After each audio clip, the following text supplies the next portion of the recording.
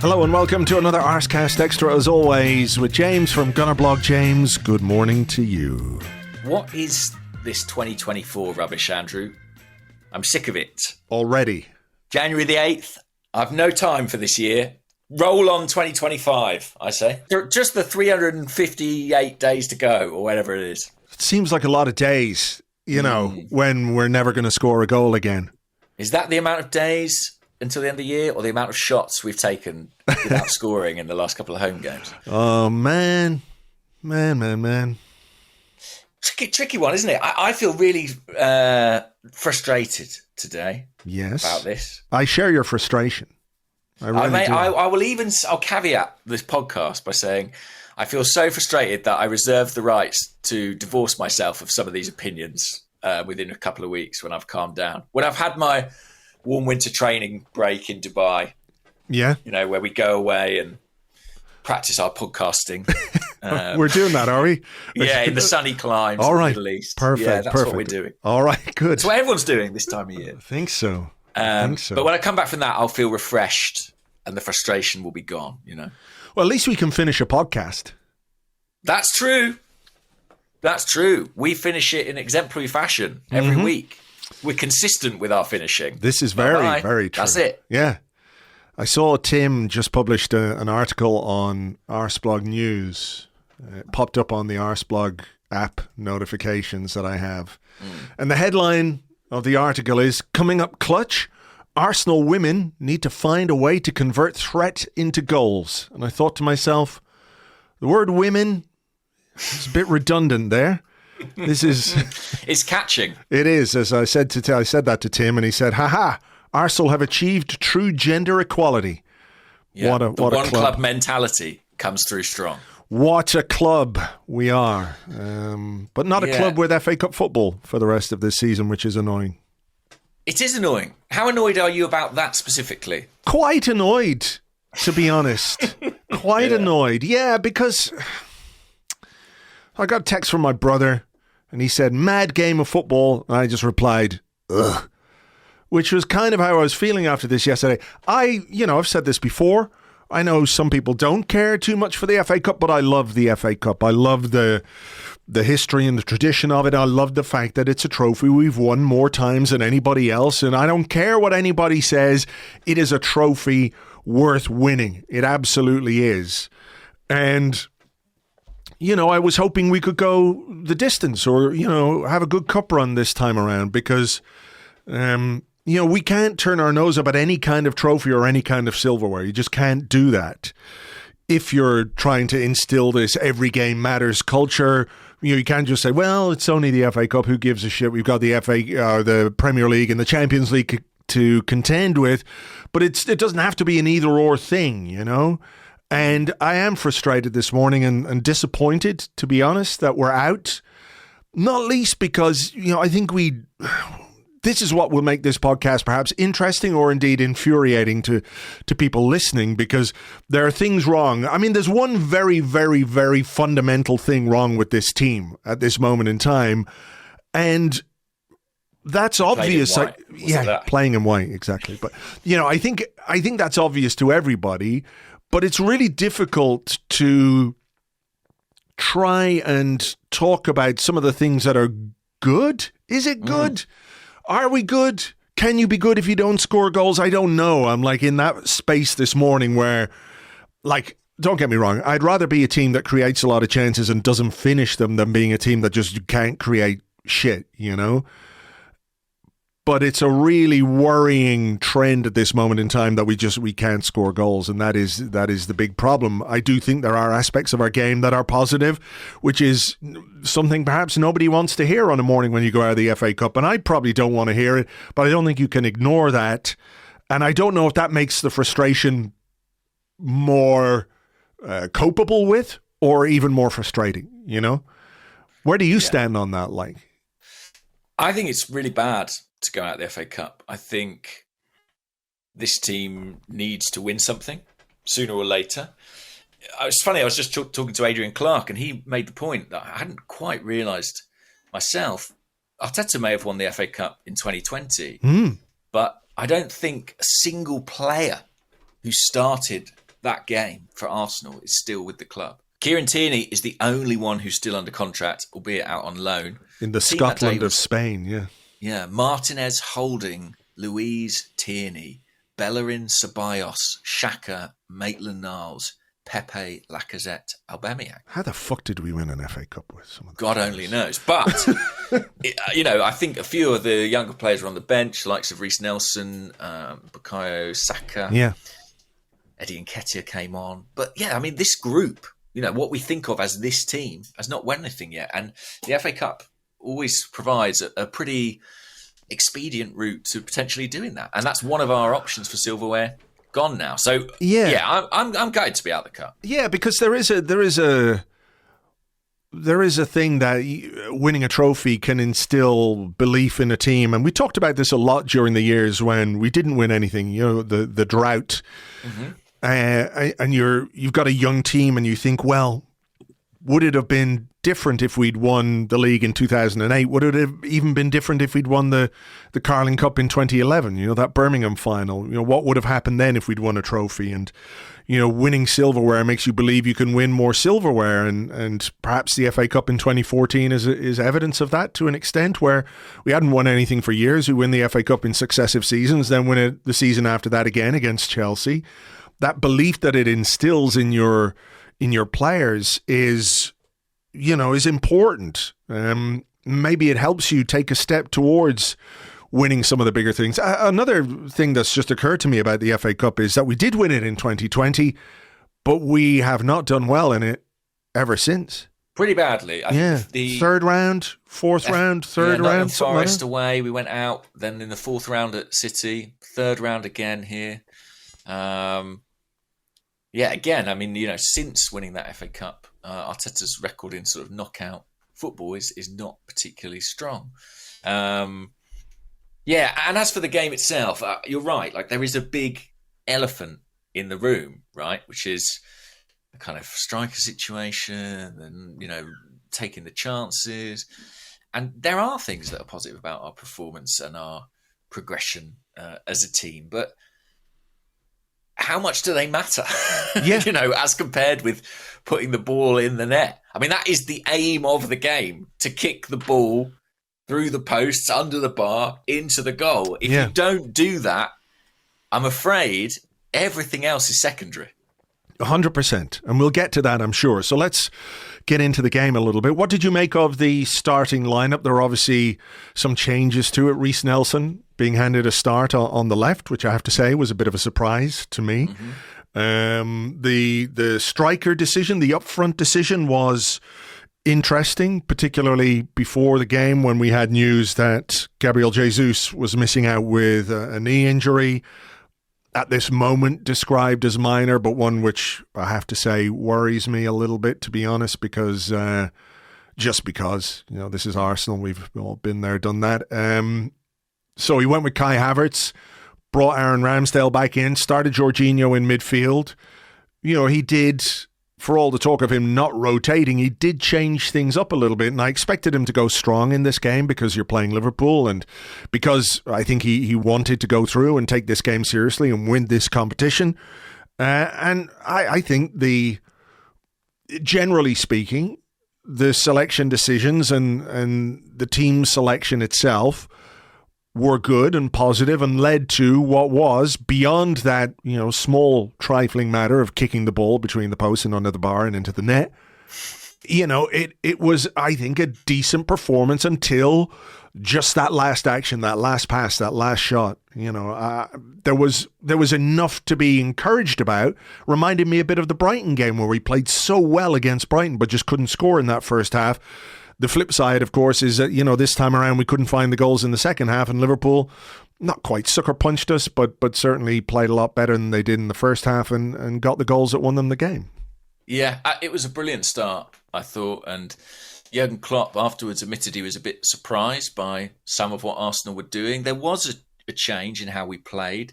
It seemed to me that Jorginho and Rice were very much a pair in the midfield, and Kiwior was a little bit more of a conventional left back on that side. And, it was almost like I think Klopp called it a 4-2-2-2, but Havertz and Odegaard were kind of dropping in as twin number 10s, and Saka and Nelson, as it turned out, staying very high and offering the threat there. And it worked really effectively. I thought Arsenal were blisteringly good in that opening 12 minutes or so, and probably should have had at least a goal, probably maybe even 2 goals. And that strikes me as one of the big differences, actually, between this team and last season's team. I think last season, particularly in the first half of the campaign, we were quite good at getting the early goals that sort of changed the dynamic of matches. It's all very well saying Liverpool really came back into it in the second half and, they had chances, but the game might have been over by half-time. Perhaps should have been over by half-time. Well, yeah, I think so. If not over, we should have been in a commanding position going into the break. It should be a very different game, let's put it like that. Exactly. We should have been at least a goal, maybe 2 goals up, and I don't think that would have been unfair based on the way the game went and the chances that were created by both sides. I know they cracked the bar late on, but that was really, I think, maybe their first shot or second shot only in the game. Arsenal were dominant and very much in the ascendancy, but just could not get the ball into the back of the net. I mean, there were chances. There was that first early one for Reece Nelson. Have you watched it back? What do you think of Look, it's a great ball. It's a really nice pass. Brilliant pass from Ramsdale. I thought he should have, I know it's difficult, but I thought he should have tried first time to go over the goalkeeper with the outside of his foot. Yeah, I think he should have hit it in some way, shape or form. I think lifting it seemed the obvious thing. Yeah. But I think actually, even if he just sort of put his foot through it, you've got a chance there. I think going around the keeper made it more difficult, made the angle more acute. And then shooting when he could have played a pass back. I don't think there's any way he's getting the ball into the net from there. No. But Saka is arriving now. He could have played it back and Saka could have fucking whacked it down. Almost certainly. The Holloway Road somewhere. The way things are going. But yeah, that was a good chance very early on.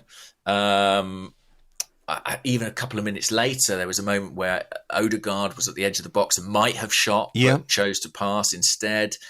There was a corner, which I'm still not really entirely clear what happened. I don't think I ever saw a replay of it, but there was like a near post flick maybe that was threatening. Yeah, that's right. There was, hang on, that came from, that was the 8th minute. That was the 8th minute, yeah.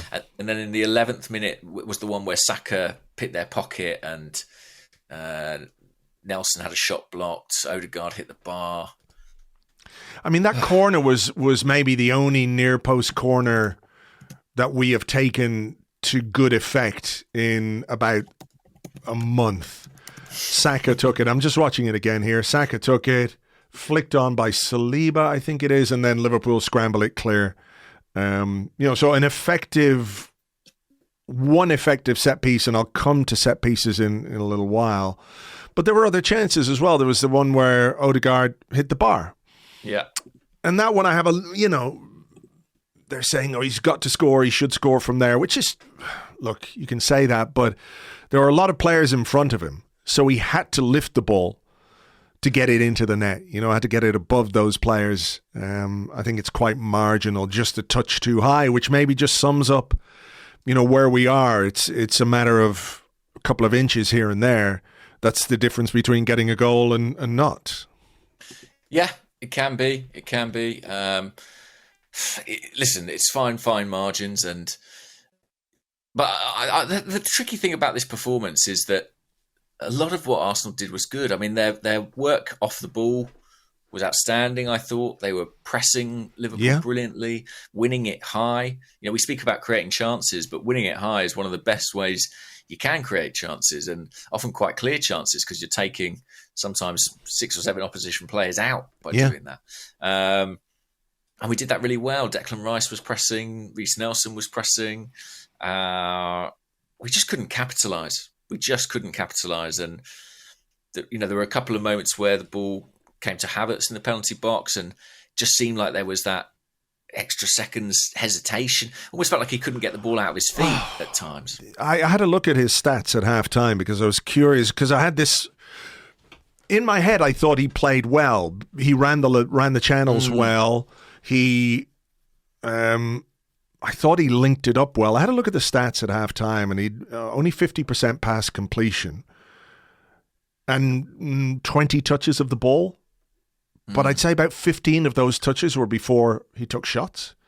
It just felt, I mean, I know I'm being slightly facetious here, but there was one where he had the opportunity to hit it first time and took a couple of touches, and it was blocked away. And then there was another one where he took a touch and went wide. And I think it ended up being a little bit easy, or the angle was too wide for him to get a good shot on target. It was an easy enough save for Alisson, you know, but those touches, that lack of kind of, if you want to call it killer instinct, if you want to call it confidence, whatever it might be, to get yourself in those positions in the final third and just not produce the decisive moment, you know, sort of undoes the other good things or the other things that you're doing in the game that might be useful, you know? Yeah, he had another chance off a corner, didn't he? He should have scored there, because that came after a really good shot from Ben White, which the keeper saved, and then the corner, he just flicked the header. Yeah, flicked the header wide. Yeah, I thought he did okay. I'll stick to that. Like, I thought he did pretty well, and we looked quite a coherent team with him up top. I still think it's probably his best position. I do still believe that, but it is difficult to kind of marry that with how hesitant he does appear in front of goal. Were you happy enough to see him in that position? Because he obviously had a decision to make. He could have played Eddie Nketiah. He could have played Leandro Trossard. He went with Kai Havertz.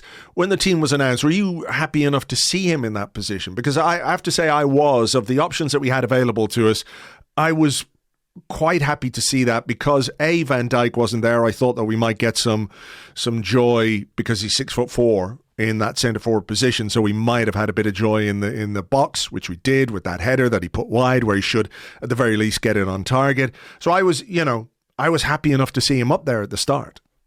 Yeah, me too. And I think it was the first time he started there since the Community Shield. And as I say, I think for our structure, I think it was helpful. I am just sort of like, genuinely, I'm sort of struggling to describe how unconvincing he looks when it comes to a shooting opportunity. If you think about the goals he scored for Arsenal as well, they have been like toe pokes or, you know, things he's bundled in. Maybe I'm being unfair, but that's sort of my impression. In terms of his ball striking, you know, his ability to get the ball out from under his feet and hit it. Arsene Wenger always used to talk about players with a short backlift, you know, who are able to kind of get shots away when it seems like it's not on. He's not doing that at the moment. And he had seemed to have taken a little step forward in that regard, with how there was a little more decisiveness with how he was hitting the ball. Mm-hmm. But he looks to have gone a little backwards in that way. Like, I think he's capable of striking a ball much more cleanly and with much more power than we've ever seen him do it for Arsenal, and certainly than we saw him do yesterday. Yeah, there was one I remember in an away game, don't know if it was at Villa Park, or where he sort of bent one round the far top corner. And I remember thinking, I haven't seen you hit a ball like that yet at Arsenal. But the fact I still remember it shows it's sort of the exception that proves the rule to an extent. And listen, we started talking about individuals, and we should be clear, because I know Kai gets a lot of stick. It's not just him, right? No. This is a collective problem at the moment in front of goal as well. 100%. So, halftime, Arsenal have had a load of chances, not scored goals, and you can't help but worry, can you? Because you're playing a team like Liverpool, who I think we dominated is maybe going a little bit too far, but certainly had the better of in that first half. And the second half kicks off, and it's different. You know, they, I think, made a tactical change, but I'm not sure it was the tactical change as much as Liverpool playing with a bit more intent. you talk about a manager giving a team a rocket at halftime. I'm pretty sure that Liverpool team got a rocket at halftime from Jurgen Klopp, and there were moments that we saw very early in that second half that they did not have in the first half. Some shots, Gomez had a shot. I think Nunez had a shot that went not far wide. It was a bit more end to end in the opening part of the second half. It was, I think they were a bit more direct in possession, and they offered a threat in behind with the pace of Nunez and Diaz. They were basically much better in the second half. And that's the thing, right? When you're playing a big team, a Man City or a Liverpool, you can't bank on them being below par for a full 90 minutes. I think when you have the kind of period on top that Arsenal did in the first 20 minutes of this game, then you have to capitalise. Yeah. You have to take advantage, because they were always going to be better, and so it proved. But we did have a very good chance to go 1-0 up just before the hour mark. A very clever free kick routine. Martin Odegaard played a pass to Kai Havertz, who timed his run very well. I think he stood the ball up pretty much perfectly, exactly where you want it to be. And I was thinking, here's a goal. And Gabriel didn't make contact. Saka then hooked the ball over the bar. I've watched this back countless times this morning, downloaded the game. I've watched it back. There's replays from in front of the goal. There's replays from behind the goal. And I don't know, they're talking about maybe Gabriel got a shout from Saka, which maybe he did, but it's hard to see how you kind of, did he pull out? I don't know. I think Gabriel should head that. I think he should head that. Whatever is the shout is behind him, it's just there for him to nod that ball home. No, I agree. That was another good opportunity. And sometimes, we a lot of stats doing around about the shots that we do take, but another side to the story is the shots or the efforts that we don't take, and that was a slightly curious one. But yeah, it was a more even second half, I think. And frankly, I always fancied Liverpool just because I think we'd let them off the hook. And whenever that happens in a game, you have that sort of creeping feeling of inevitability. No, I think that's true. We made a change just after the hour mark where Gabriel Martinelli came on for Reece Nelson, had a couple of flashes early on where he went past Alexander-Arnold but couldn't get past Nketiah, which is sort of back to Anfield and what we did there. And then exactly that. I mean, it's that thing where Trent, ostensibly is a right back, but he's barely ever there. Nketiah is actually the problem, and but I'm looking at what we did after that, and not much in the final 25 minutes, even half an hour of this game. We didn't do a great deal to threaten Liverpool. No. Did we run out of steam? How would you... Yeah, I think there was an element of that. I think fatigue has been a factor in recent performances. And while we looked fresher at the start of the game, I'm not sure you could say we looked particularly fresh after about 65 minutes. I think the wind goes out of your sails a bit as well, when you feel like things aren't going for you. And I think the substitutions are interesting. I mean, the timing of some of them I thought was telling. Am I right in saying that Eddie didn't get on? He did get on. He came on for Jorginho as soon as Liverpool scored. He came on for Jorginho. I thought so, right. Okay, someone corrected me on that. Then I realised that was wrong. Yeah. So he got on at 81, Smith Rowe 88, Trossard 88. I just thought those three subs coming as late as they did was quite interesting. I agree, because I think the other side of that is what Liverpool did with their subs. Yeah. And I know we've maybe got a question, maybe we'll save it for the second half, about the second two Liverpool subs who were young players. Bradley and Clark. Whoever they may be. Conor Bradley, Northern Ireland international, 13 caps actually. So he is relatively experienced. I think it's Bobby Clark. They were saying on BBC he's the son of former Newcastle player Lee Clark. Oh, wow. So there you go. Bit of family history there. But I suppose there is a bravery to that. If you're away from home at Arsenal and you're throwing on two young players, I think those two subs were quite effective for Liverpool. I was looking at those going, hey, you know what? They've taken Jones and Elliott off, who are two relatively young players themselves, in fairness. It's not like he's taking off two senior players and putting two kids on. But I wondered if that might be a chance for us. You know, these two young guys who've come on don't have a huge amount of experience. And whether or not that is something that Mikel Arteta should have reacted to at that time, because it was 75 minutes when those players came on.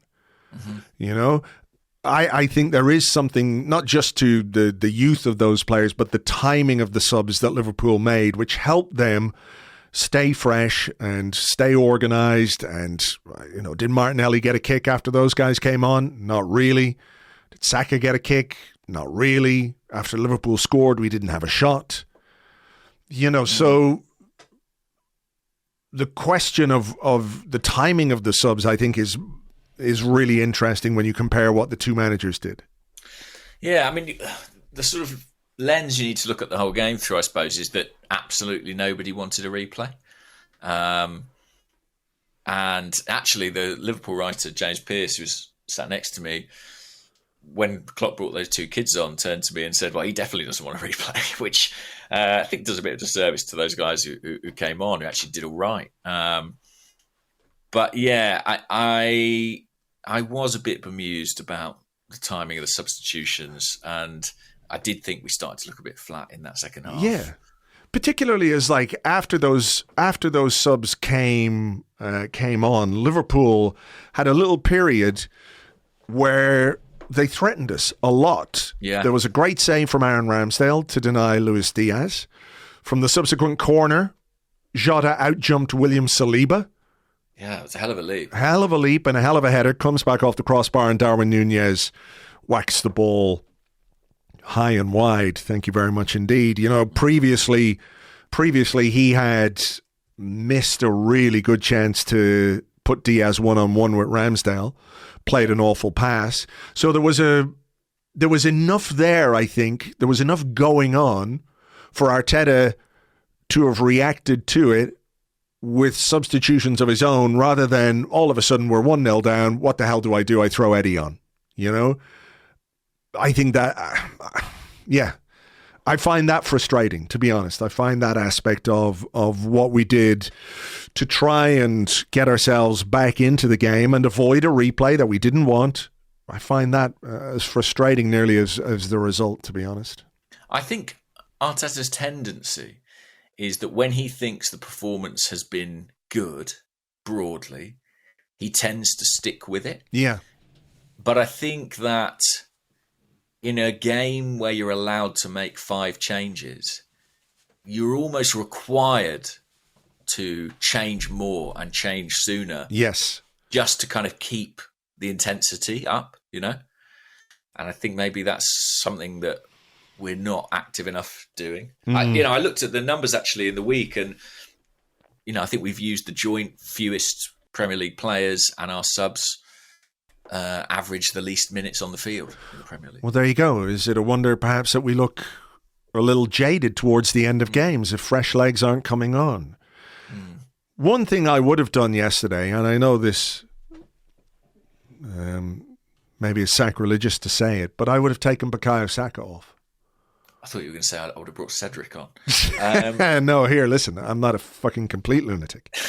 Go on, you would have taken Saka off. I would have taken Saka off because I just think, look, I understand why you keep him on, because he is a player he's probably our most productive player.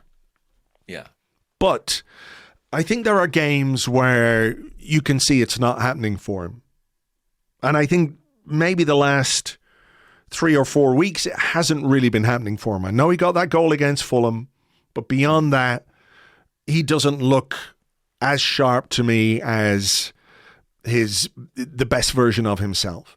And I think yesterday he was below par, and I just don't think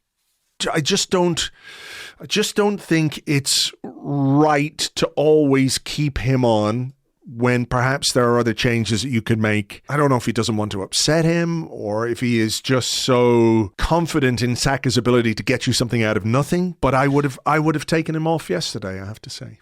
I think it must be the latter. I don't feel like to someone who particularly worries about upsetting people.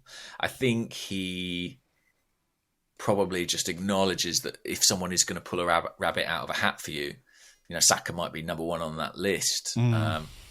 And maybe, he's got that delivery from wide areas, which can be critically important in the final stages of games. But I won't disagree with you. I don't think it was happening for him in the second half particularly. And nobody's above being brought off. Yeah. For sure. So let's talk about their goals. And I think the two Liverpool goals are quite instructive when you compare and contrast them to our issues at this moment in time. Because set-piece delivery from Arsenal has not been good enough in the last few weeks, not just in this game. I think there were poor corners, there were poor free kicks beyond the one I mentioned that had that chance for Gabriel and the couple in the first half from Saka, where the one we talked about that skidded across, Saliba nodded it on, and then there was the Havertz one where he should have probably scored. But in general, our set-piece delivery has not been good enough, particularly from our left-hand side. Reece Nelson, I thought, was lively enough yesterday, but the set-piece deliveries were not good. Trossard came on, did another terrible corner, thank you very much. And Liverpool got a goal from a very well-delivered free kick from Trent Alexander-Arnold. It's a bit unfortunate, I think, for Kivior. Well, it always is an own goal. There's never any intention there. But I'm just looking at a still of it now. It is a good ball into a difficult area, but it's also an area where there's kind of one Liverpool forward surrounded by probably, was it 1, 2, 3, 4, 5 Arsenal players? And sort of 3 of them all seem to be going for the ball. Kivior, Gabriel, Ramsdale. I think if keeper comes, he's probably got to get there. It's one of those. I think so, for sure. And he doesn't. And I don't know if he would if Kivior hadn't got it, but it's not a good goal to concede from Arsenal's perspective. They've got the numbers there.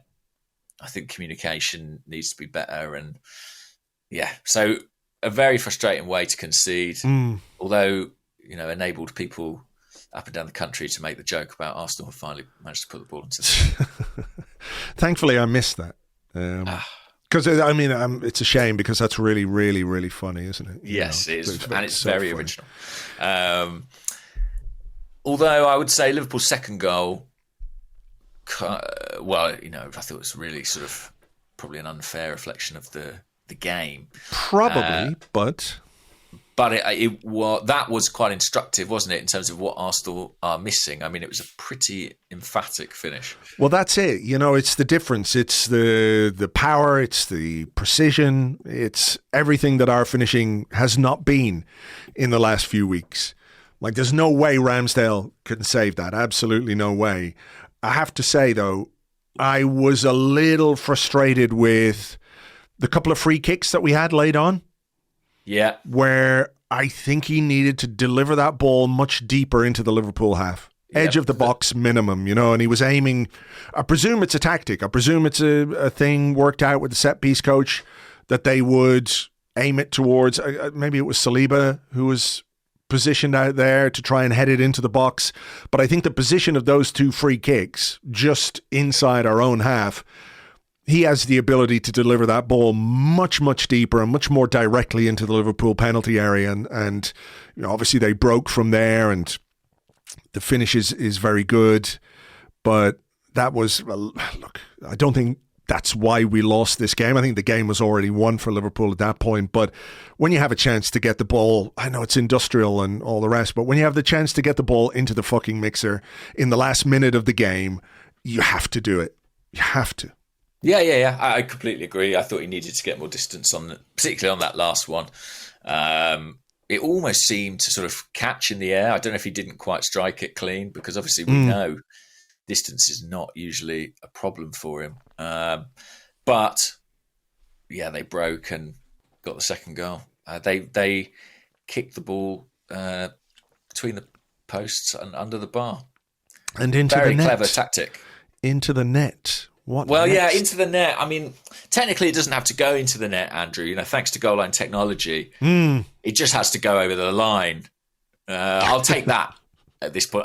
Into the net looks nicer, but I'll take over the line at this point in time. I think we all would. So 2-0. I think you're right to say it's not necessarily a fair reflection of the game, but it's probably a fair reflection of what's wrong with our game. Yeah, I mean, as we said at the top, the game is kicking the ball in the goal. that is the game. There are some other rules and structures around it, but fundamentally, that's what those 22 people are trying to do. So if you don't do that, and the opposition do, it's quite difficult to sort of argue with it, isn't it? It is. And of course, the manager was asked about this afterwards and calls for a new striker or a new forward. New striker, I think, more than new forward tends to be the focus of the questions that are asked of Arteta, which I think is interesting, because I'd be just as inclined. Like, I don't think anybody would turn down a new forward or a new striker, right? Nobody would if it was the right player.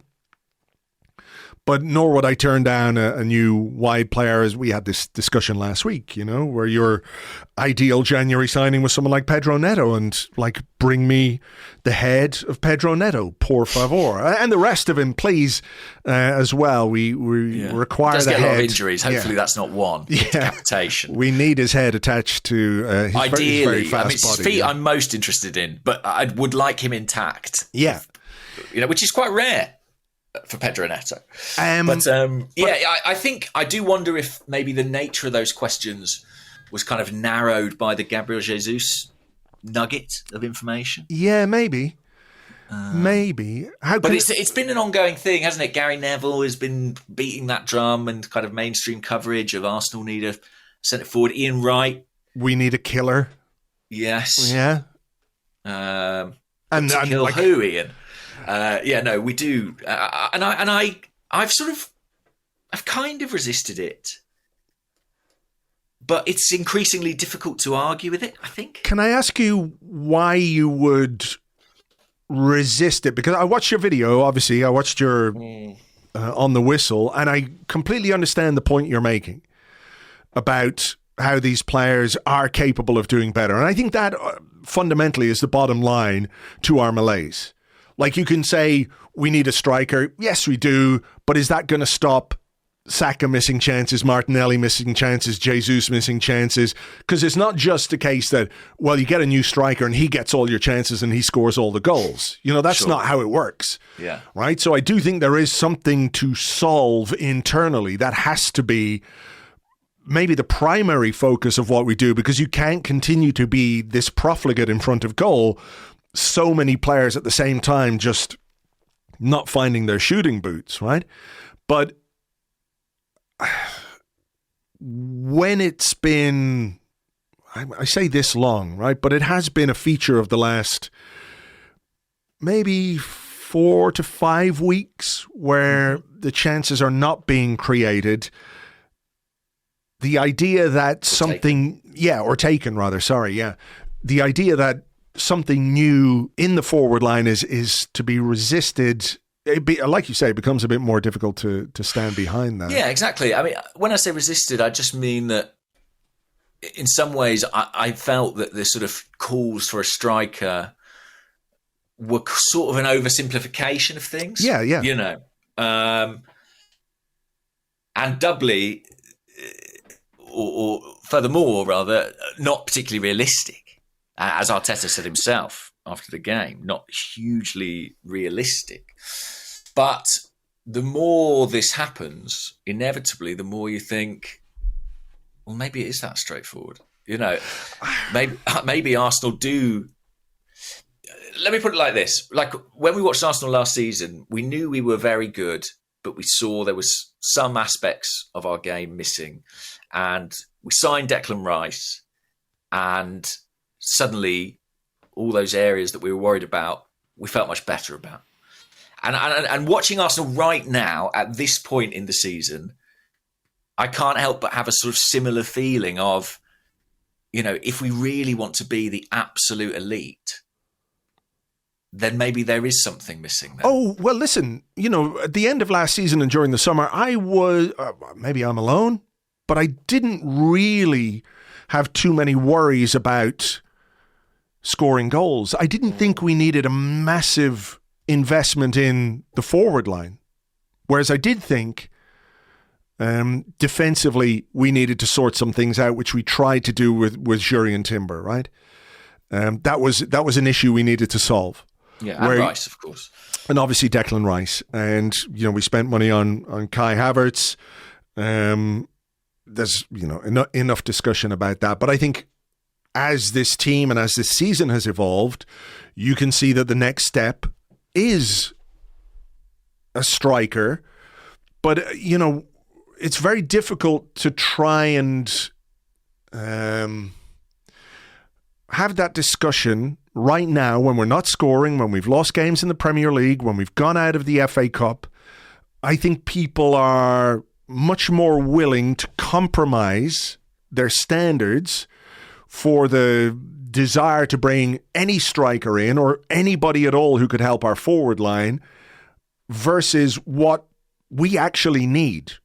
And what we actually need is, to find somehow a player who is going to get us 20, 25 goals a season on a consistent basis, which doesn't mean that the likes of Saka and Odegaard and Martinelli and even Havertz, if he's playing in that left 8 position, couldn't and shouldn't chip in with a substantial amount of goals.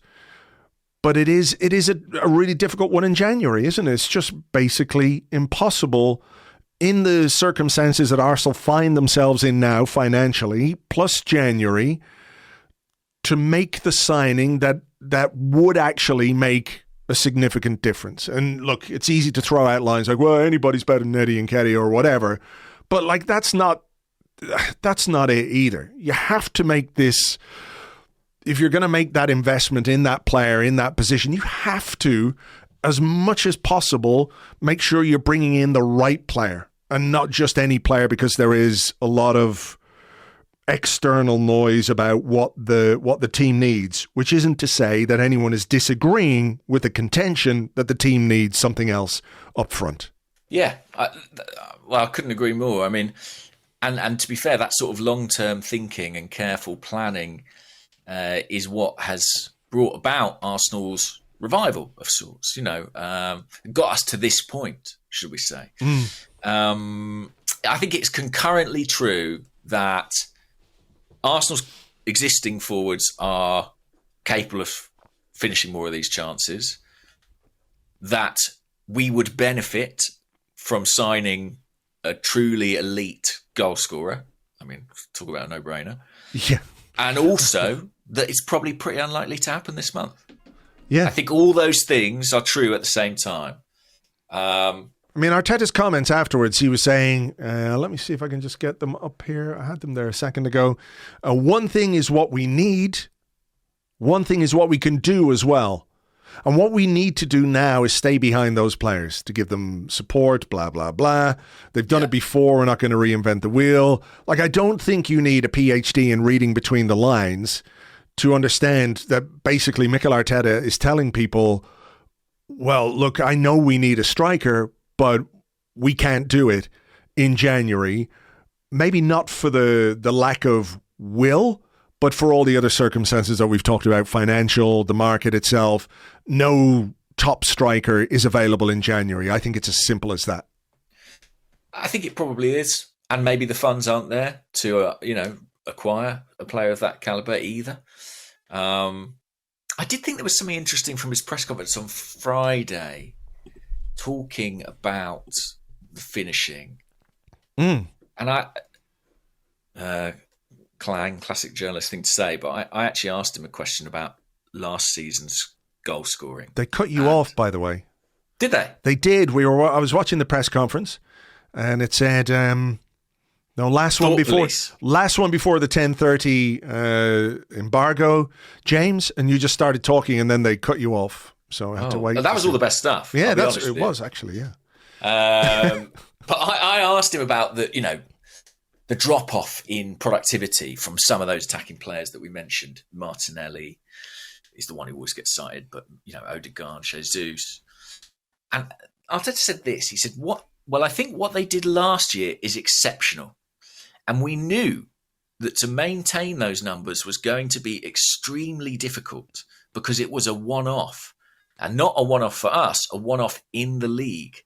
So we knew that we needed other resources and other kinds of goals to maintain the levels that we want. Now,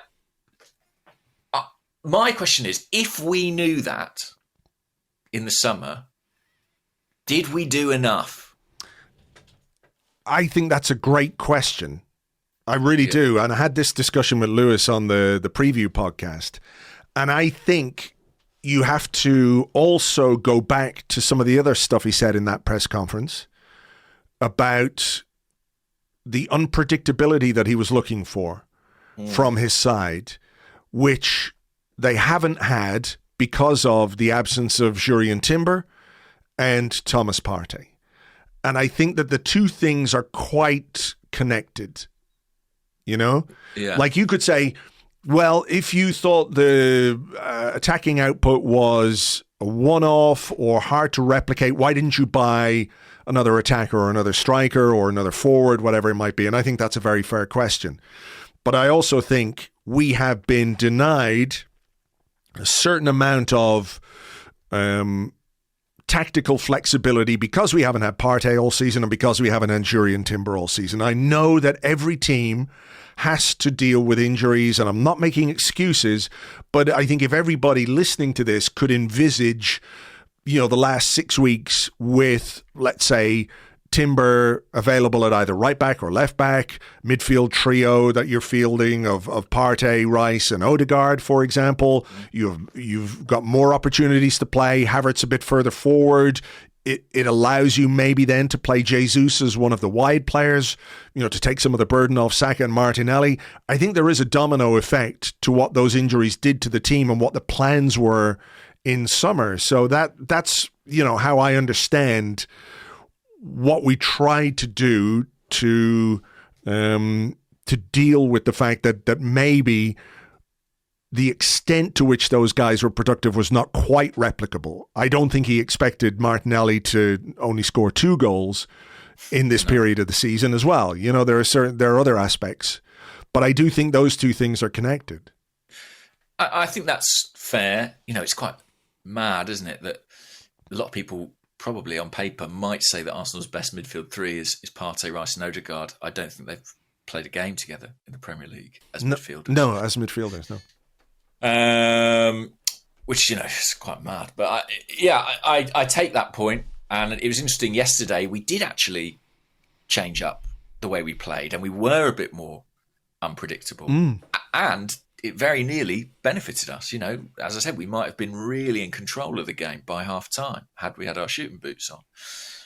I suppose my question more refers to those shooting boots specifically. And I also wonder, it's interesting for us as fans, we saw a great season last year in terms of productivity from Odegaard and Martinelli and Granit Xhaka and Bukayo Saka and others.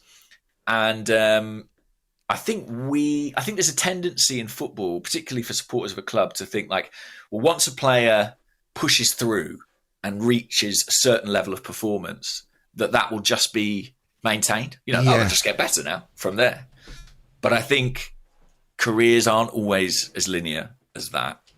Funny, we were talking about this with William Saliba a few weeks ago, but, and maybe this kind of slight regression for some of those attacking players maybe was made more inevitable than certainly than I envisaged. I would say. I think that's a great point. I think young players, which Martinelli and Saka really are, they're only 22 still. They take a step forward and then they plateau for a little bit, and then they take another step forward, or maybe even regress a tiny bit, in terms of their numbers, and then they go again. If they've got that talent to keep kicking on, But it's not unusual for a young player to kind of hit a plateau or hit a little bit of a wall where things that were easy for them when they broke through first, or when they had a great season. There's just the minuscule fine margins of stuff as well. This time last season, Saka and Martinelli, the chances that they were taking, they were just putting them away. They weren't thinking. There was no pressure. I thought there was an interesting question in the press conference. I think it was from Sam Dean, where he asked Arteta if the weight of this goal scoring thing might be an issue for the players now. He sort of said, Arteta basically conceded. Yeah, I think. I think it probably is at this point in time. I have to be honest and say I'm fascinated by finishing. By what is successful and what is not, and how important it is to be kind of instinctive in those moments, and the vagaries of form, and when things are happening for you and when they're not. It's kind of an inexact science. Arteta talked a bit about confidence on Friday as well, and said, there's no test we can do for it. We can't, it's not something we can measure, but it's something we can observe and feel and try to maintain. But, it's not something that's measurable like other output. And I find the kind of discourse around finishing really interesting, because we live in a sort of a very analytics led world of, or at least analytics are a big part of the football conversation and football discourse. And I sometimes feel like in that world, finishing is just sort of seen as random. It's like, well, if you get enough chances, some go in, some don't. But I feel like there's got to be more to it than that. There's skill, right? Of course. There's composure, technique, talent. That they matter. They do matter. In that, maybe they matter most of all in those moments. Well, I think as well, you really have to understand what the difference is at the very top level of the game. Yeah. Where players who have scored goals their entire careers, come to the Premier League or come to this level of football and look just ordinary. How many goals did Shamek score on his way to Arsenal? Loads. But then you get to this level and it's more difficult. And you just can't replicate what you did at a slightly lower level of football, Absolutely. And then at the other end of the scale, people, like a Mo Salah or Haaland, or even, I hate to say it, Harry Kane, that's not luck, right? You can't do it that consistently without having a really good sort of basis and foundation. I always think it's interesting, a lot of the discourse says, well, if you look at the XG, it'll work itself out over time. And I think if you're like a mid-table Premier League team, that's sort of fine. If you're Brighton or whoever it might be, you might be going through a bad patch and say, yeah, but look at the underlying metrics. Come the end of the season, we'll get our just desserts. The interesting thing about what Arsenal are trying to do, and the kind of top elite end that we're competing at, is 2 weeks of variance, 2 weeks of bad data or bad luck or whatever you want to call it, can completely ruin your season. Yeah, well, it can derail it, certainly. You can get yourself back on track, and I think we're at a point in the season where it is capable of us, within our capabilities, I should say, of us getting it back on track. But it can have a very damaging effect. It can. We're talking about a fortnight, essentially, where Arsenal's ability to score goals has deserted them. And it's put us out of one competition and cost us 6 points in another. And could those 6 points be the difference come the end of the season? Yeah. Very, very, very probably. But it is. But how mad is that? I know. It's just these are the fine margins that we always talk about. Like, you go to Aston Villa. Should Arsenal have lost to Aston Villa? No, but we didn't take our chances. Liverpool game is its own thing, I think. West Ham game, should we have lost that game? No. We had the chances. The Fulham game and the Fulham performance, I think you have to, even on the back of this particular game, put that into its own little category as an aberration, an anomaly based on everything that we've seen this season. We haven't played that badly in a long time. But then yesterday, again, play pretty well, all things considered, until the thing that really matters, which is, of course, kicking the ball between the posts, under the bar, and over the line, not necessarily into the back of the net, because it just needs to go over the line. Over the line. And I feel like the finer the margins get, which is the case at the sort of the very top end when you're trying to be the best, the more value almost is in those players who, are just able to defy the averages and overperform and finish in situations where you don't expect, or find goals where you don't expect.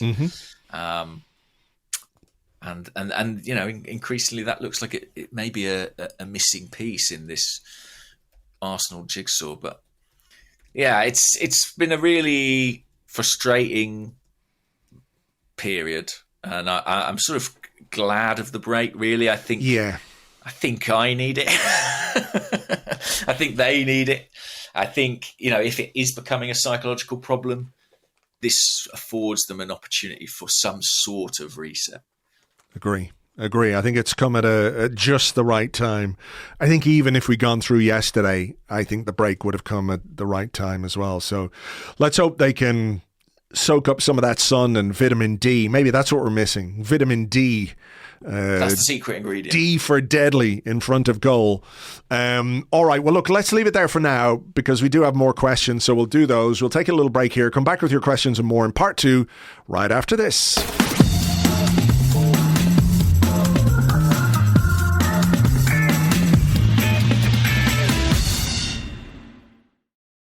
Welcome back to the Arsecast Extra. This is part 2 of the show where we answer questions that you send to us on Twitter, at Gunnerblog and at Arseblog. Also on the Arseblog Discord chat server, which you get access to if you're an Arseblog member on Patreon. I will grant you? No, you can go first. That's what I'm trying to say. Sorry. We had a couple of questions that just made me laugh. So Emperor Bumblewank said... I'll never get tired of that name. Said the debate is often how much would an ordinary bloke score up front for City all season? And he said, is it worth us giving that a go until May? And then Tempo Physiotherapy said, how excited are you to watch the inside training videos from Dubai with all the players smashing top bin shots from 25 yards? I like this one on the Discord from DJ Nolan, who said, badly morning, gents. If you ever put in front of a firing squad, how much would you like it to be the current Arsenal team holding the guns? Yeah, that'd be ideal. Well, let's do this question. Okay. We had various questions along this sort of theme. So Guna Oxen on Twitter said, are you concerned by Arteta's reluctance to use upcoming talents like Nwaneri? Do we risk a reputation of not giving our own talent a pathway to the first team? He's 16. We talked about the Liverpool guys coming on yesterday, but they're 18 and 20, both of them, Bradley and Clark. It's a big difference at this level. A couple of years. Am I concerned about it? I'm not really concerned about that, because I think if maybe we had a more favourable draw in the third round of the FA Cup, if you're playing a lower league team, I think it's much easier to give minutes to players who are trying to make their breakthrough. I think there's probably a little bit of a gap in terms of age between some of the best young talents at the club and where they're actually really ready for first team football. Like, as I said, Nwaneri is only 16, I know the old, if you're old enough, you're good enough kind of thing comes into play for people, but that gives you pause for thought. I'm maybe a little more concerned about someone like Smith Rowe, who is an academy graduate, who has done it for us on the pitch, and who can't get on the pitch. That comes back into my thinking about, the timing of substitutes and how you might change a game before trying to react to going a goal down. I mean, what do you think? I mean, is there anyone really, really, really pushing hard for a place in the first team from the academy? It is a big step up. It really is. It is. I think the draw's been unhelpful. Obviously, getting Liverpool in the FA Cup, in the Carabao Cup as well. We had a Premier League team away from home in West Ham. I'm not saying... We did start a young player in that game. Charles Sago Jr. started that game, which we won. Yeah, good shout, actually. And had we had a home tie against someone from League One, maybe we would have seen a few more. But that isn't what happened. And obviously we went out, which then restricted the chance of us giving more opportunities in the domestic cups. I mean, the domestic cups are over for Arsenal. So if you're a young player in the squad, I mean, I'd imagine one of the jobs of January might be to find some loans for some of these guys. But I also think there's kind of I don't want to say lost generation, but I think there is a gap, like you say. Nwaneri, Lewis Skelly, people are really excited about these players, but they're 16, going on 17. Where are the sort of 18, 19, 20-year-olds? Well, Charlie Patino is on loan at Swansea. Yeah, which is far better for his development, I think. Yeah, than being on the fringes at Arsenal. But I don't think we're sort of well stocked with. I don't think we've got half a dozen of those guys. To be honest with you. No, I agree. There aren't. If there were exceptional talents coming through at youth level that we were not using because just for no good reason, I'd be a lot more worried. But I'm looking at the academy page on Arsenal.com. Gruel Walters was on the bench yesterday. Who else was on there? Was Lino Sousa on the bench as well? He was. So he was on the bench. So they're beginning to, in part because of injuries and absences, beginning to feature in the first team squad, a couple of these guys. But when you look at that page, who's there? Who's there that's really going to make any kind of difference right now? And there is a gap between that current generation and Lewis Skelly, Nwaneri, who are the next big hopes. So maybe the bigger question is, why does that gap exist at academy level? And are we maybe doing enough to nurture the talents to make them ready? I don't know. Yeah, and I think that is a talking point, definitely. It's interesting. Obviously, there's debate about this now because I think partly because Klopp brought on a couple of younger players yesterday and Arteta didn't. But it is something that a few people within the game have mentioned to me, is the pathway there at Arsenal in the way it is at other clubs?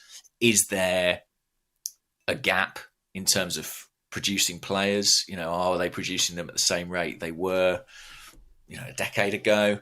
And I think that's sort of an interesting point for discussion. I do wonder as well about the impact of something like Brexit and the visa rules on youth development. For a long time, the Arsenal Academy was very proud of sort of collecting talented youngsters from all over the continent and then turning them into our own players. That's much more difficult to do that these days, and it's going to happen a lot less.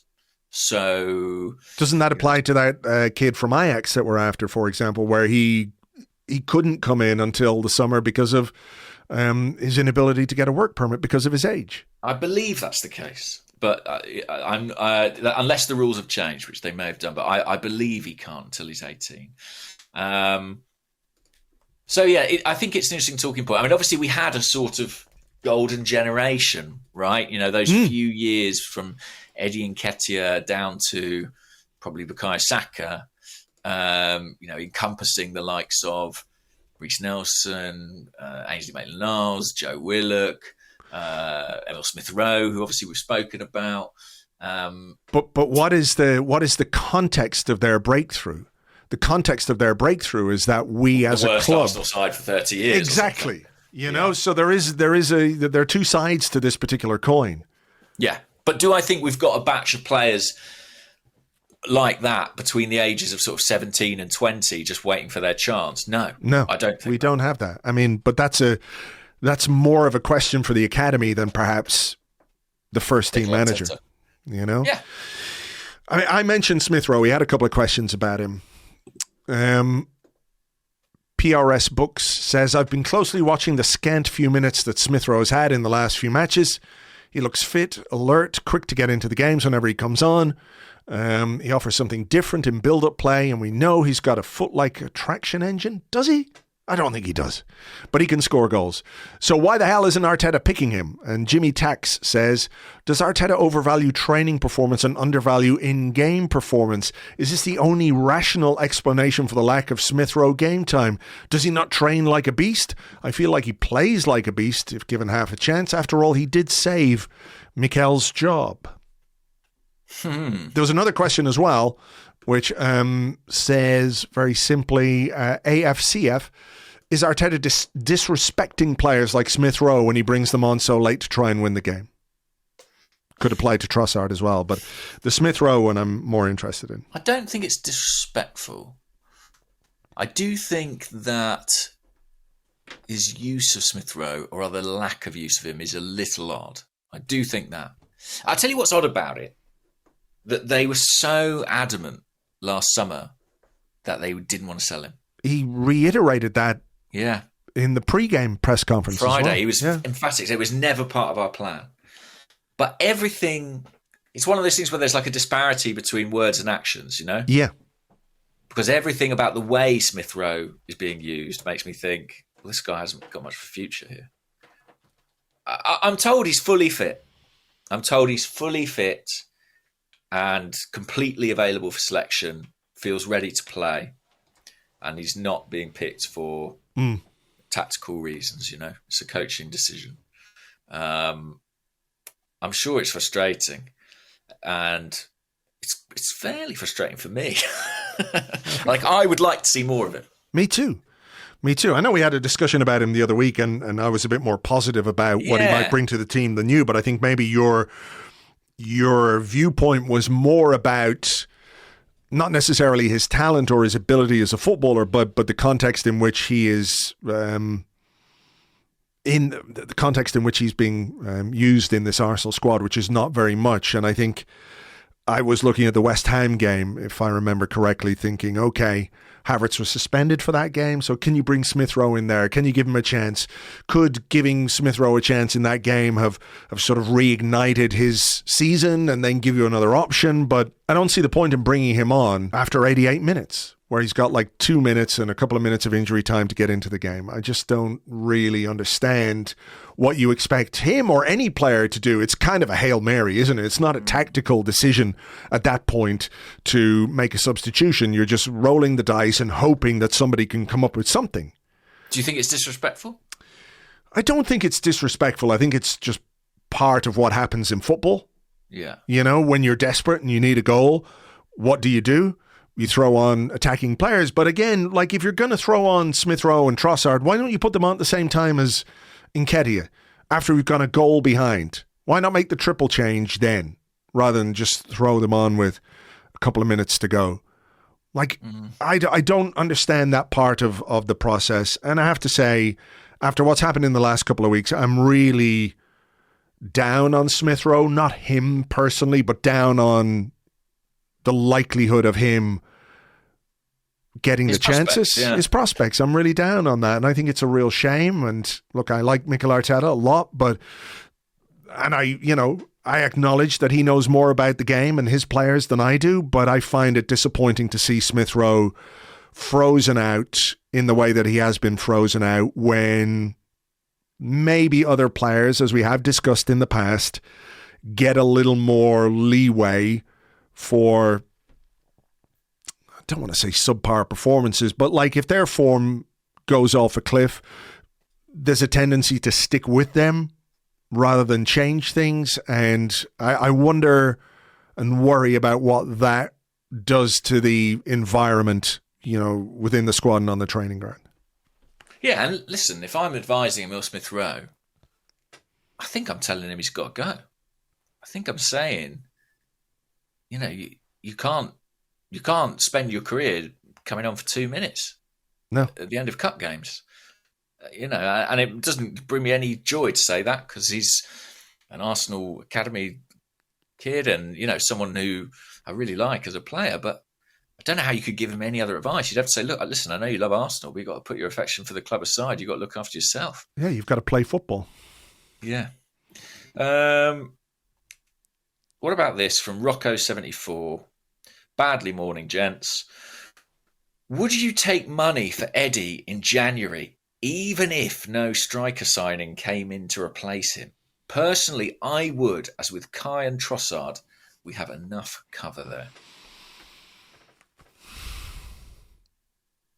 Yes. Really? Yeah. What's your thinking there? My thinking is that he is going to go sooner or later. Yeah. My thinking is that if money comes in January for Eddie, you could reinvest it. It probably makes it easier to add something to the squad in an attacking position. And I wonder how many times you are going to be offered money for Eddie anyway. I'm not saying he's not sellable, but I think you could play Havertz there. You can play Trossard there. You can play Martinelli there if you want. If you're now inclined to start Reece Nelson on the left in a big game, which, this was against Liverpool, maybe that's a show of faith in Reece Nelson. I think it's one of those where if the money is on the table and it's good enough, I would take it. Depending on, if it's deadline day, probably not. But if you've got a week to do something with the money that you're going to get for Eddie, then yes, absolutely. Right, yeah. You? The question was, even if it meant not signing a striker. Striker. See, I've said forward. You've said forward, yeah. Moved the parameters a little bit. Would I do it? I mean, look, these guys are going to go, I think. We're talking about Smith Rowe, we're talking about Eddie, we're talking about FFP quite a lot. Selling an academy player is hugely beneficial from an accounting perspective. And I think in the next 6 months, I think those players might leave. Now, would I do it now? I think only if it facilitated something that improved us. It's sort of a boring answer, really. It's slightly dodging the question, but yeah, I don't see the point in letting a player go unless you know it's going to help you out and get somebody better. I mean, there is a case to be like, well, if you don't want to use Eddie and you don't want to use Emile, sell him. Mm-hmm. Sell him now and buy someone you do want to use. I think, that's a pretty strong case at this particular point in time. I think there are clubs in January who, are in positions where they could be willing to push the boat out a little bit for players that they really desperately need. And those two maybe fit into the caliber of player that might be available on the market in January. But again, it's like, can you reinvest? Do you have time to reinvest? What are your plans? And who's out there that's available? Who's out there that's available? Exactly. I do think, people often go, well, everyone's available for the right price. And I think that is an oversimplification. Yeah. Sometimes they're not. And sometimes they don't want to come. Sometimes they are midway through a season. They want to see that season through. They've got personal lives. They've got families. It's difficult. January is more difficult. That is a fact, I think. So it all depends on that. I think if Arsenal suddenly think, you know what, we can get Victor Osimhen by the end of Jan. All we need to do is sell Eddie Nketiah and Emile Smith Rowe. Then of course they should do that. But I don't think it'll be that straightforward. That's not even realistic in fucking Football Manager or whatever, Exactly. Yeah. And I don't really see the point in Arsenal getting an average forward in. I just don't see how that helps us particularly. I agree with that. Like I said in the first half, this is a big decision. This is the sort of signing that can either take you up a level or cause you to stagnate, maybe. Well, the thing is, the level is good. That's the thing. The level is good. We are a good team. We have good forwards. What we need to add is something right out of the, top drawer. Top class, as Harry Redknapp might have said. And anything less than that, United needed a striker last January. It's not like their situation where they were like, well, we so badly need a focal point in number 9, we're going to go and loan Wout Weghorst. We're not in that situation. We're in a situation where like we need the cherry on the cake, and it needs to be someone special, I'm afraid, in my opinion. Yeah. Well, we had a question from Tony Jeffries on Twitter, who's at Buzz Jeffries. He says, is Vlahovic good value at 70 million? No idea. No idea. I mean, I have heard a lot less about him since he signed for Juve. Is he good value? I'd have to speak to people who watch him. I don't know. 7 goals this season in Serie A? Yeah. No. For me, no. Plus, he seems not many like of our players have got 7 goals, but yeah. Yeah, I know. He still seems like a right cunt as well. So yeah, I mean, I don't know. They really liked him at the time, didn't they? But that's the mad thing about this sort of striker chase. I know we've signed Jesus in this period, but if you look at some of the names that we've been really hot on, you look at where they are now and you're like, well, would that have been the right decision to push that button? The Vlahovic one, for example, Calvert-Lewin, we were genuinely really interested in at one point in time. Alexander Isak, who's at Newcastle. These are some of the names, and it's sort of it's interesting, isn't it, to imagine how things might have panned out if we'd got them. Would we still be in the same position we're in now, where we're saying, yeah, but we need a Haaland or a Salah? It's almost an absurd thing to say. Like, those players are so special. In Haaland, City knew what they were getting, I think, because he was such a I try to use this word in a relatively positive sense, freak in terms of his physicality and his goal scoring.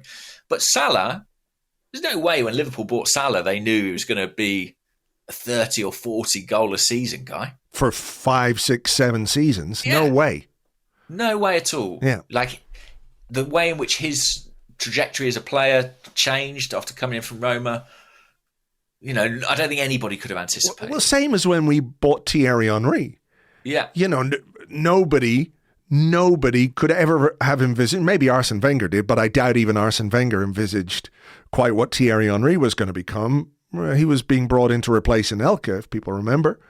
And it was like, well, why are you signing a fucking winger from, well, a winger, sometimes a wing back for Juventus who scored 3 goals last season or whatever it was, And sometimes the cocktail of ingredients at a club, player arrives at the right time with the right manager, with the right support around him, with the right structures and all the rest, and then they develop into something amazing, which is what happened with Salah, So there is an element of chance to an extent, educated guessing, I suppose you would say, whether that's scouts doing their homework and all the rest, but it is easier said than done, isn't it? For sure. And that's why we have such fun doing all the saying, and not the doing. Scott Willis chimed in. Hello, Scott. Why do we all choose to like and follow this dumb sport? Which one should we switch to instead? I don't have time to think of a new sport. We're just going to have to suffer with football. That's it. Okay. We just continue to suffer. Yeah, well, exactly. At least we suffer together. Exactly. You've all committed to this. What about this one from Snooner Gunner on the Discord? He says, how concerned should we be with our set pieces from a defensive point of view? This is now the 3rd match in a row where we've conceded goals to set pieces. Not the only time this season. Nicolas Jover has been really impressive from an attacking stance in set pieces, but should a different approach be taken to defending them?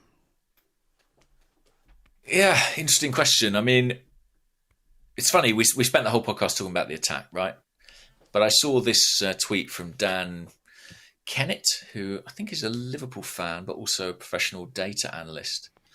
Wow, one of and he those. Said, that's what an intro.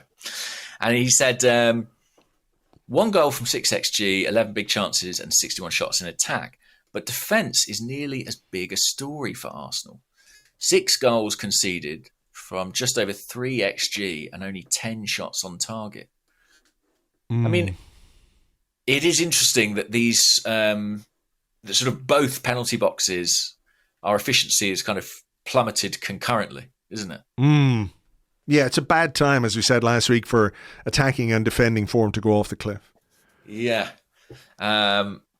Set pieces, suddenly we look vulnerable, haven't been very good. Mm-hmm.